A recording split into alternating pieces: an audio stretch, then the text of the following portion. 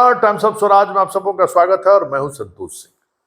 और आज हम टाइम्स ऑफ स्वराज में चर्चा कर रहे हैं कि देखिए शिक्षकगण आपके बारे में सरकार क्या सोचती है, उसको बड़ी बारीकी से ललन बाबू रखे हैं।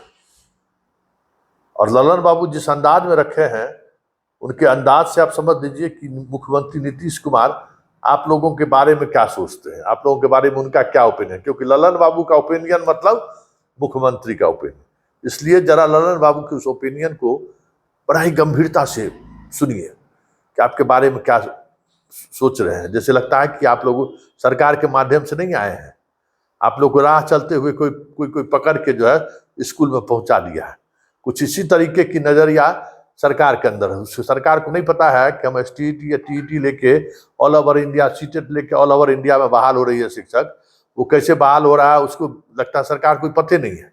तो पहले ललन सिंह का बात सुन लीजिए, फिर उसके बाद हम बतियाते हैं कि वो सोच क्या रहे हैं। शिक्षकों की कमी थी और जब शिक्षकों की कमी थी उसका रास्ता मुख्यमंत्री नीतीश कुमार जी, क्योंकि जगह जगह ये शिकायत आती थी कि जो नियोजित शिक्षक है वो पढ़ाते नहीं, वो पंचायती राज व्यवस्था में किसी न किसी ये शिकायत आती है। इसलिए मुख्यमंत्री जी ने तय किया कि लोक सेवा आयोग के माध्यम से करेंगे ताकि उनका मेरिट सही रहे। और आज शिक्षक पढ़ा रहे हैं, गांव में शिक्षक जा रहे हैं, स्कूलों में जा रहे हैं, हम लोग भी गांव जा रहे हैं। लोग कहता है कि सर बड़ा बढ़िया काम हो रहा है, सब मास्टर सब 9 बजे 9:30 बजे घड़ी देख के पहुंच जा रहा है। ये परिवर्तन है। तो ललन सिंह का बात सुन लिया है। मतलब नियोजित शिक्षक में योग्यता नहीं था, अयोग्य था, समय पर जाता ही नहीं था। BPSC वाला आया तो सब समय पर जाने लगा। वाह वाह, क्या नजरिया है। शिक्षा मित्र को कौन नियोजित शिक्षक बनाया ये बताइए तो। जो शिक्षा मित्र 1100 रुपया 1500 रुपया पर जो लोग बहाल हुआ था उसको कौन बहाल कराया था, उसको किसने कहा बहाल करने के लिए, और किस आधार पर सर्टिफिकेट लाइए नौकरी पाइए, किसकी दरकार थी। भाई कोई आपके घर पर थोड़े गया था कि आप हमको नौकरी दे दीजिए, ये फार्मूला तो आप ही निकाले। और उसके बाद जब लोग आए तो आप ही दक्षता सक्षमता कौन कौन परीक्षा लिए, सबको पास कर दिए, हाँ सब हमारा दक्ष है, उसके बाद भी आप ये करें। अरे ललन बाबू, आपको पता है कि नियोजित शिक्षक कैसे बहाल हुआ है? आपने सबका करियर खत्म कर दिया। जिस योग्यता के आधार पर इन लोगों की बहाली हुई है, BPSC से भी चुनौती दे रहे हैं ना। जरा BPSC का रिजल्ट निकाल लीजिए और उसमें देखिए कि कितने लोग आपको नियोजित शिक्षक कंपीट किए हैं। 10, 12, 15 बरस से जो पढ़ाने वाला जो शिक्षक है, कितने कंपीट किए हैं।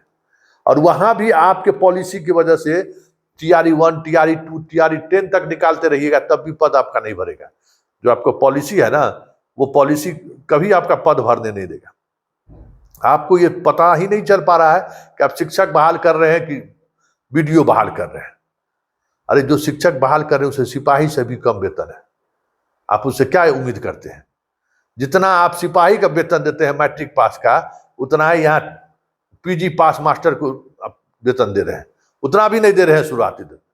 और जो सिपाही का वेतन ग्रेड और जिस तरीके से उसका सब कुछ मिल रहा है, उस हिसाब से BPSC वाले को आप क्या दे रहे हैं? जरा बैठ के मूल्यांकन कीजिए, खर्चा कीजिएगा अठन्नी, अब बात करिएगा रुपया का।